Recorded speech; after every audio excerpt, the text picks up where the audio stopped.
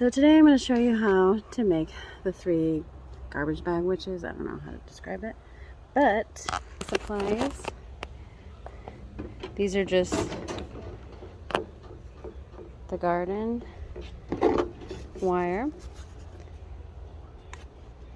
3 planks for the arms, and I got garbage bags. There's some stuff you can get at the dollar store.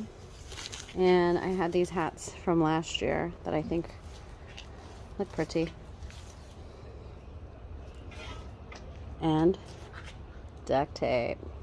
First step, duct tape the arms to the wire. For the heads, I got these balloons and these balloon holders. And then I'm going to tape them on.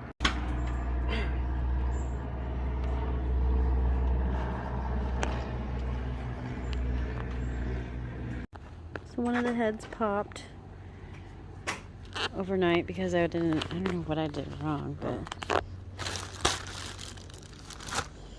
but start over. When I first cut the bags, I cut them almost like a t-shirt, right up the middle, cut 2 holes on the side, and then dressed it. This one I cut lengthwise to drape over so I can make the arms on the side. And then I'm going to put pipe cleaner around the neck to cinch it up. When I have the neck cinched up, I'm going to cut it up the middle and then use pipe cleaner again to form the arms on the sides. So it should look something like that. I'm going to they're going to be holding hands, which I'll just tie the bags together when I put them in their circle. So it doesn't have to be super tight. You just kind of have it loose for when you put the decorations on it. So I brought them where I want to position them. That was blowing in the wind. And now I'm going to zhuzh them up with hats and dollar store stuff, hot glue, tape. Sure to make them look a little bit scarier than black bags in the wind. I didn't have skull masks last year and I'm definitely liking them.